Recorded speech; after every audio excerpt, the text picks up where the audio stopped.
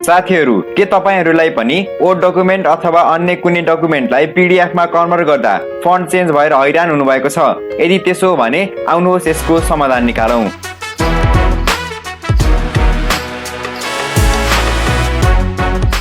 Hello नमस्कार साथीहरू, यदि तपाईहरुले पनि नेपाली भाषामा अथवा अन्य कुनै भाषामा माइक्रोसफ्ट वर्ड, एक्सेल अथवा पावर पोइन्टमा डकुमेन्ट बनाउनु भएको छ र त्यसलाई जस्ताको त्यस्तै पीडीएफमा कन्भर्ट गर्न चाहनुहुन्छ भने यो भिडियो तपाईकै लागि बनाइएको हो। आउनुहोस् सुरु गरौँ आजको भिडियो। साथीहरू, मैले पनि माइक्रोसफ्ट वर्डमा नेपाली भाषामा यो ड्राइभिङ लाइसेन्स सम्बन्धी एउटा डकुमेन्ट बनाएको छु, जसलाई मैले पीडीएफमा कन्भर्ट गर्न चाहन्छु। त्यस्तै तपाईले पनि आफ्नो माइक्रोसफ्ट वर्ड डकुमेन्टलाई खोल्नुहोला। खोलिसकेपछि देब्रे साइडको माथिपट्टि रहेको यो अफिस बटनमा क्लिक गर्नुहोला। त्यसपछि तपाईले यहाँनिर प्रिन्टको अप्सन देख्न सक्नुहुन्छ। हो, यहाँ क्लिक गर्नुहोला।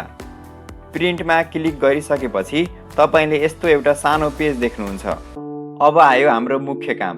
तपाईले यो नेम लेखेको ठाउँमा आएर एकपटक क्लिक गर्नुहोला र तपाईले यहाँनिर यो माइक्रोसफ्ट प्रिन्ट टु पीडीएफ भन्ने अप्सनमा क्लिक गरेर तलपट्टि रहेको ओके बटनमा फेरि क्लिक गर्नुहोला र ओके बटन क्लिक गरिसकेपछि तपाईले यस डकुमेन्टलाई कुनै एउटा नाम दिएर सेभ गर्नुपर्ने हुन्छ।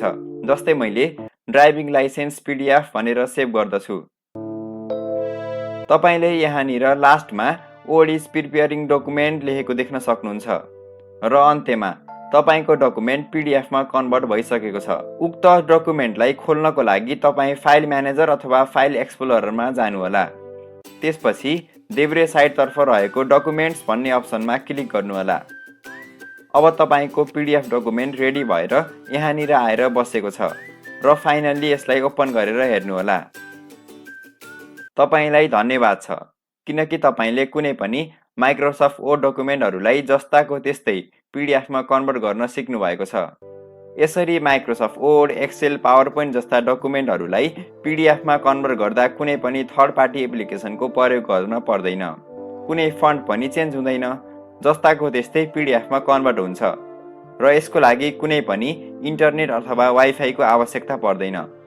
त्यसैले साथीहरू, तपाईहरूलाई यो भिडियो साँच्चै नै सहयोगी भएको छ भने हाम्रो यस युट्युब च्यानललाई सब्स्क्राइब गरेर लाइक गर्नुहोला अनि कमेन्ट बक्समा थ्याङ्क यू अथवा धन्यवाद लेख्नुहोला भन्दै आजको यस भिडियोलाई यही अन्त्य गर्न चाहन्छु। हवस् त, नमस्कार।